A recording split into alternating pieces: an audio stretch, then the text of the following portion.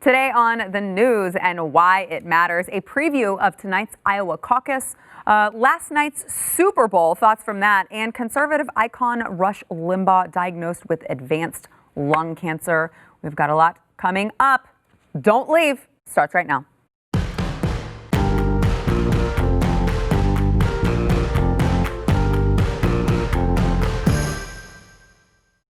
Hello, happy Monday. Welcome to the news and why it matters. I am Sarah Gonzalez, today joined by Chief Researcher of the Glenn Beck program, Jason Buttrill, and the Blaze.com's own Aaron Colin. It feels awkward now, Aaron, because I always would say my favorite. You should at still say that, and I've noticed that you've stopped. Well, so no, but it's awkward because Giancarlo has joined the organization now, and you I'm will like, understand. Okay, all right. We pick favorites here. I noticed. I did notice. My favorite writer at the Blaze.com, Aaron Colin. Say it like you mean it. Got a lot coming up. First, we want to thank our sponsor, Keeps. All right, men, women too.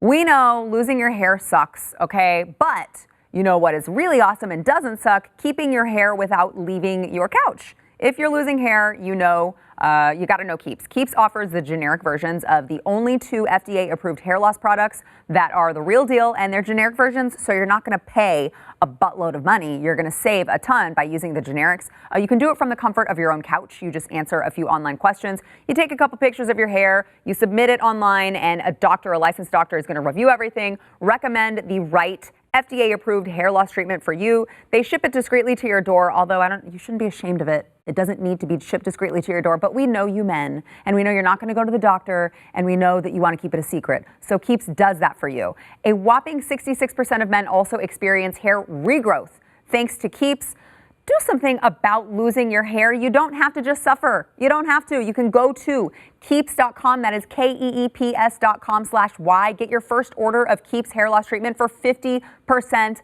off. Yeah, that's right. We got you 50% off. You got to go to Keeps.com/Y. That is Keeps.com/Y. Get you your 50% off at Keeps.com/Y. So preview of tonight's Iowa caucus. It is looking very, very interesting. You know, we had over the weekend, we had the Des Moines Register, who all of a sudden at the last minute, the 11th hour, canceled their final poll over what they said was a technical error, because there was one person in particular who said that they were polled and that they were given a list of candidates that left out, did not mention Pete Buttigieg. And the Des Moines Register, after 76 years of putting out a final poll on the weekend before the Iowa caucus, decided this doesn't work. This isn't right. We've got to pull this. Just total accident, I think. You know, like, is this accident that happened. You seem to be moving your fingers very wildly. I hate it when it does that. It's a nervous I mean, I know it's cold in here, but are you okay? Yeah, I hate it when it does that. So you know me. I criticize, and I'm a skeptic on a lot of these things. Some might say it's a tinfoil hat type syndrome, but I wouldn't say that. But I mean, literally everyone else would. Okay, so literally, Jason wouldn't say. right. I'm just not buying it. I'm really not. It may be a stretch, but when I was reading this, it seemed like one person was reported this, and they're like, "Oh my gosh, stop the presses on this lower tier candidate that's going to be way down." I mean, what is he like polling now? Right? It's pretty low. Not awful, Very but low. I mean, it's pretty dang low. Yeah. But what they all want to see is Biden, Sanders, Warren. They want to see those 3 at the top. Where the heck are they at? Yeah. And it is unprecedented how the mainstream media is just falling right in line with the establishment Democrats right now. Yeah. I mean, they are all out trying to destroy Bernie. There's just no other question. So you think that it's because they didn't want to show that Bernie possibly had a lead? I think he's kicking butt right now. I've been watching. They didn't want to give any attention to that. They don't want people to know. I've been watching this on 538 for a couple weeks now, and it's just insane the amount of movement he's got. They had Biden up, I think, just a few points for a little bit. Then Sanders pulled even. There was like, oh my gosh, and then Biden was taking it at that point. Now this is serious. If Biden takes Iowa, he takes New Hampshire. In that succession, I don't think that there's ever been a candidate that has not gone on to be the candidate, the nominee. No. So, I mean, yeah, the establishment is freaking out, and the media, their propaganda outlet, is in full-on freak-out mode. What I heard on this, and I don't know if this is necessarily true, but the sheet that is used to make the calls, the font was bumped up one size too much, and then Buttigieg's name got bumped off of it at the bottom. I don't know if that's accurate, but I also heard that there was... That's what the New York Times said, so take that for what it's worth. Oh, so... and me. New York Times and me. No. So it was accidentally... Well, I also heard that there's multiple sheets, and so that could have bumped off numerous candidates on different sheets depending on who was making the calls, but the person who noticed it was a Buttigieg supporter or something like that and had the influence to be able to call and get this checked out. And so this is something that could probably happen on a lot of polls, but if somebody doesn't have the influence to get the direct line to whoever's in charge of the poll, then maybe the poll just goes through. And so it's really unprecedented, from my knowledge, to just cancel a poll like that. And it's a big deal, and I think it hurts some of the lower tier candidates more than the top tier because they're looking to say, okay, if Amy Klobuchar gets bumped up to, she does better, that's her momentum right there. Bernie's going to be fine. He's going to do well. Biden's going to be fine. But those lower tier candidates who are really trying to make a late push, those are the people that kind of get screwed by this because this poll was their last shot. Sounds like Aaron's not on board with my theory here. This was an accident. You play the conspiracy, and I'll just do the other thing. We got to get things going. But hold on. I do want to bring up, CNN was a partner in this poll. They had a live television program ready to go and be taped. And I mean, there were pictures from the people in the audience. They were ready to go on the stage, and they had to cancel the entire thing because they were waiting for these last-minute poll results, and Des Moines Register said, no, we're pulling them. We're not going to get them. That's a costly decision for the Register, because, I mean, how much money and time did they put into doing that poll, and for them to just have to scrap it? Yeah. I mean, that's not a small thing. This is a big event. Like, a lot of people do wait to find out what this is before they actually, make their final decision. It's, even if Aaron is correct and I'm less correct on this, which is very highly possible. Okay. Which is very highly possible. But even still, how do you think the Bernie bros are going to respond to this? They're seeing everything through that frame of you're trying to take me out, you're trying to kill my momentum. But rightly so, right? Yes. I mean, they got I would have a screwed in the last complex time. too if I were a Bernie supporter because they saw what happened to him in 2016. But Jason, you do sound very similar to a Bernie bro in your conspiracy theory, because that is what I've been reading, is that there are a lot of Bernie supporters who are saying, this is BS. You guys are only holding these results because you don't want to prove that Bernie has momentum. I'm wondering, is it if that is the case, is it going to backfire in their faces? Because if you're a Bernie supporter and you see what they did to him in 2016 and you believe that they're trying to do it to him again, nothing is going to stop you from getting to the polls and from casting, that vote for your man. Yeah, it's a good point. I mean, and there's a big, parallel thing we have in common with people that now are saying they're going to vote for Donald Trump, which I'm sure you probably are. I am. Yeah. There's a lot of people in the middle that probably voted for Hillary Clinton, right. Or might have been on the fence. I know. But now I've heard a lot of them saying, I'm voting for Donald Trump because I cannot believe the crazy attacks. Yeah. And we've seen the polling numbers, which a lot of us, after the 2016 election, kind of felt like that was kind of rigged against Donald Trump. So we have something in common there. They feel like they're being screwed. They're not giving a fair share. They're being lied about too because they want their candidate pushed off. How does that not sound exactly like us, both in 2016 and actually right now? I think that poll not coming out, maybe it might help Bernie, because let's say Biden was on top of that poll. A lot of people do flock to the winner and say, I want to vote for the person who's on top. So maybe it helps Bernie by protecting him from somebody else doing better than him in that poll. So in the end, it might be good for him, even though some people are going to look at it and say, well, it might be rigged against him. Yeah, totally. I mean, I was a big Ted Cruz supporter during the primary. Donald Trump, kept on coming out ahead in a lot of the polls. People that ideologically agreed with me that liked Ted Cruz, they were so sick and tired of losing 2 back-to-back elections. They said, screw it. I know that he is more along my ideology. I'm going with the guy that can beat that person because they cannot win another election. So that totally has to do with, I mean, that's very big as far as the psychology of picking a winner. Right. I mean, but do you really, so you're saying that would be the case if people voted for Biden, not Bernie? I think it could be. I think people are not as principled in terms of like the ideology of the two candidates. I think a lot of people are like, well, who's got momentum and who can win? And they don't necessarily care if it's far left or if it's Biden. They just care who's going to be able to beat Donald Trump. It's interesting that they're not even really taking it. The primary is just a different animal, I think. Like, Biden's having a harder time winning this portion of the campaign. But if or the entire thing, but if Biden would get the nominee, he would have a much better chance of taking out Donald Trump than a Bernie Sanders was. I don't think Bernie Sanders has a shot in hell. Well, and right, 'cause that was why I wanted to make sure to clarify whether or not you meant Biden or Bernie would be the one to just, I guess I'm just going to vote for him so that he can beat Donald Trump, because I tend to agree with you. I don't think, as passionate as the Bernie supporters are, I don't think that there are enough of them who are that radical that are going to cast a vote for Bernie Sanders when you're looking at Sanders versus Trump. I think that's the only thing that's keeping Biden going, because there's no real enthusiasm around his campaign, and he hasn't run a good campaign, but that perception of being the front runner, that perception of being electable is what's gotten him. Yeah. Speaking of Joe Biden, during an interview on NBC with Savannah Guthrie, Joe Biden, gosh, I keep saying it, I can't stress it enough. This man is very close to snapping. I don't mean all of the verbal snaps that he's had. I mean, I really think his head is going to explode sometime soon. Got a lot of pent-up anger and aggression. Joe Biden was asked by Savannah Guthrie about, his son Hunter working with Burisma in Ukraine and whether or not it was acceptable and the optics of that. And he kind of went off on her. Watch.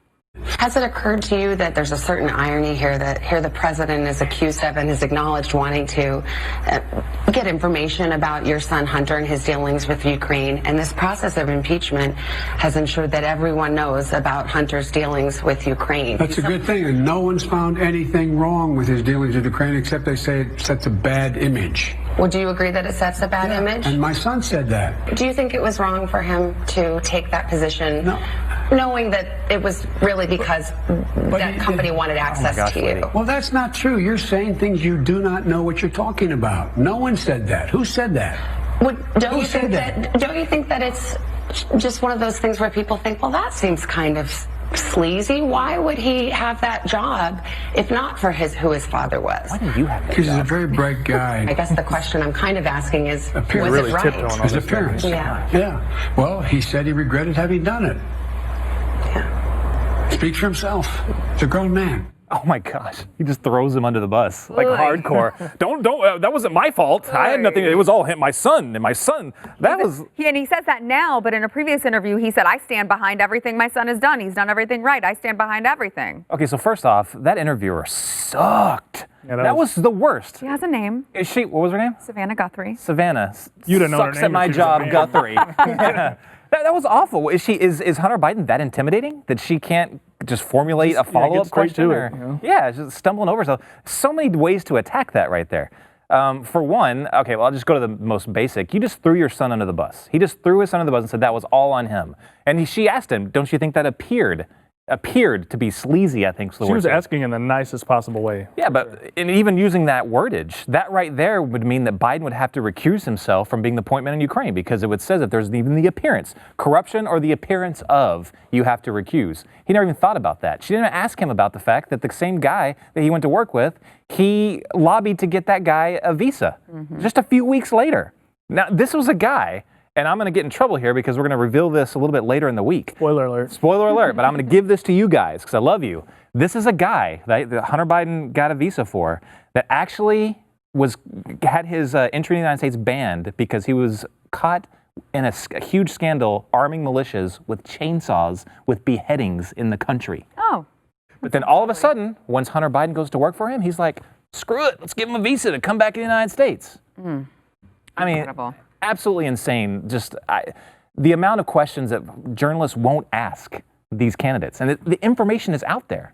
And I don't think it's because Biden's an intimidating guy. I mean, look at him. He's bleeding from his eyeballs every time he gets a harsh question. I don't know. She did seem to be a little bit frazzled. Well, he's kind of leaning in. He's getting a little he's getting worked up, and so you don't really know what he's going to do. And this is why you got to worry about him in the general election, because it doesn't matter if the moderators ask the question. Donald Trump is going to ask the question, and so if he can't handle it, if the pressure keeps building and the evidence keeps building, now he's not even trying to defend it. He's just saying, "Oh, I don't know what he did. He's a grown man." That's not going to work, and that's not going to convince voters. And so I think he's in trouble as these questions keep coming up, and they're not going to be as soft as that one that we just saw. Donald Trump is so easy for him on this debate.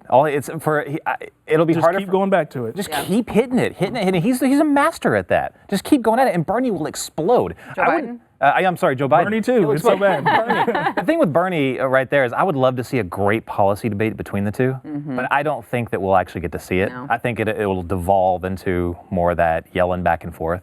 But that would be, I would love it because we have not seen a slam dunk against, Bernie saying the Nordic model. Okay, slam that. Right. We're very easily able to definitely slam not Trump that. style to get It's into not, a no. policy debate like that. Yeah, about, getting into the weeds about statistics and all of that. I can't see Donald Trump focusing on that. As Jason mentioned, Thursday, we have the Ukraine special. It is Ukraine, the final piece, the billion-dollar question. It is, of course, like I said, Thursday, February 6th at 8 p.m. Eastern, 7 p.m. Central. It will be on BlazeTV. It will be on YouTube. By the way, it will be on BlazeTV for free.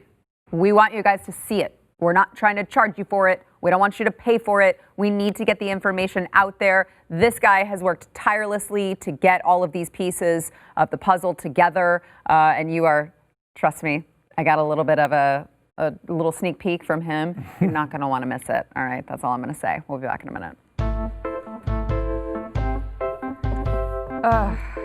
These new cups. All right, dudes, listen up. Just because she says she doesn't want anything for Valentine's Day does not mean she doesn't deserve anything. And also, even if she says she doesn't want anything, maybe she kind of does and she just doesn't want to let you know. I thought I was off the hook. No. They're saying otherwise. Oh, no, don't you dare show up empty-handed, okay? All right. The Bouqs company has got you covered. That is Bouqs, B-O-U-Q-S, as in bouquets of flowers. They offer farm-fresh, sustainably sourced flowers for next or same-day delivery.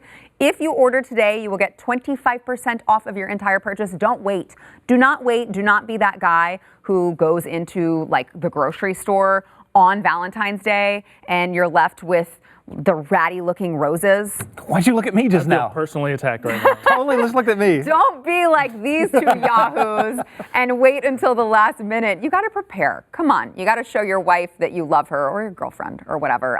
Bouqs actually sent, I sent my mother some flowers using Bouqs, and they were the most beautiful bouquet you've ever seen. She sent me pictures. It was so gorgeous, and it just brightened her day. So make sure to brighten your woman's day. You can go to Bouqs.com/blaze. That is, again, BOUQS.com/blaze for 25% off with the code BLAZE. And remember, Valentine's Day isn't just for lovers, all right? You can send it to your best friend, your mom, whoever it is, your, like, man friend. I don't know. I guess that'd be weird. Where are we going here? Yeah.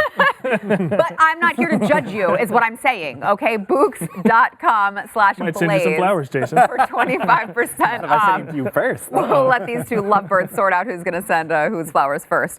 All right, yesterday was, of course, the Super Bowl. Congratulations to the Kansas City Chiefs, Yes. who won. They were victorious. I don't know, who were you going for? I wanted the Chiefs to win. Did you? Okay, and you did too as well. Oh, yeah. Old grudge against the 49ers from back in the day. So big time. And Andy Reid Same, needed and it. also, right, Andy Reid, and also, I don't know, I can't do the California, I can't root for the California team. Middle America, baby. Yeah. I'm always rooting for the Middle America team. I don't care who it is. Now, I do recall seeing that President Trump, This is tweeted a big out. scandal. This is a Yes, big right. deal. It's always a big scandal, and if President Trump tweets a typo or something along that measure, it's always a huge scandal. Is he fit for office? But he did. 25th Amendment. He did tweet out, congratulations to the Chiefs. It was a congratulatory tweet, and he said something about the Chiefs being in Kansas.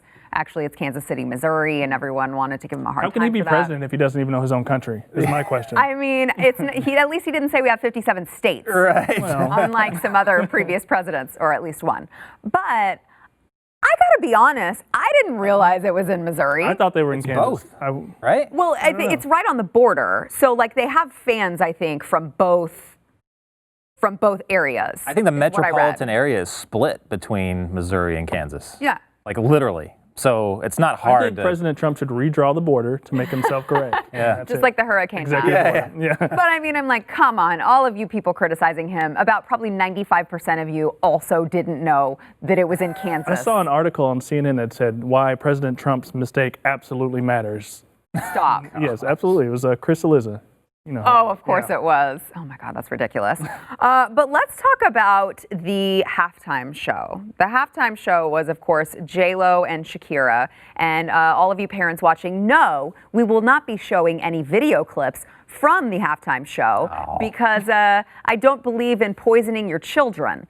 But it was, it's being talked about all over social media, all over the television networks on, it was supposed to promise female empowerment. You've got these two Latina women, and they said, we are going to give a show that just glorifies female empowerment. What we saw was a stripper pole, a bunch of somehow gyrating frontal genital areas. I don't know if they need to see a doctor. I'm not qualified to know, but it did appear that one of them was giving themselves a gynecological exam at one point. I took issue with this because, sure, you can change the channel. I sure did, but it doesn't change the fact that the NFL constantly touts the halftime show as some sort of family-friendly event. The football game is a family-friendly event. Was this family-friendly, Jason? Family-friendly, no. Did I enjoy it? Yes, very much so. That says a lot about Jason, yes, by the way. That's usually your first indication that something improper, like not what the kids should see. So yeah, I'm completely on board with you there. I'm a huge Shakira fan. She does that like belly dance thing. You really appreciate her voice, right? You're a huge Shakira fan. So it's like birds, the most beautiful bird singing voice. It absolutely went way too far. The stripper pole. Give me a break. All the different crotch shots. That's absolutely insane. I mean, I felt like the cameraman had an STD at that point. Right.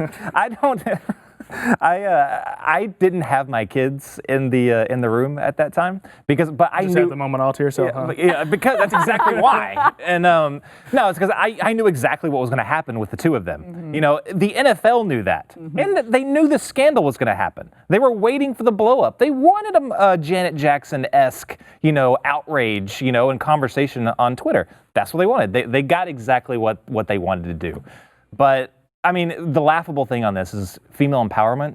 I mean, are you kidding me with this? All your commercials were all about female empowerment, and this was your crescendo, that you have to objectify your body to show female empowerment. That is the worst message I can think of for girls.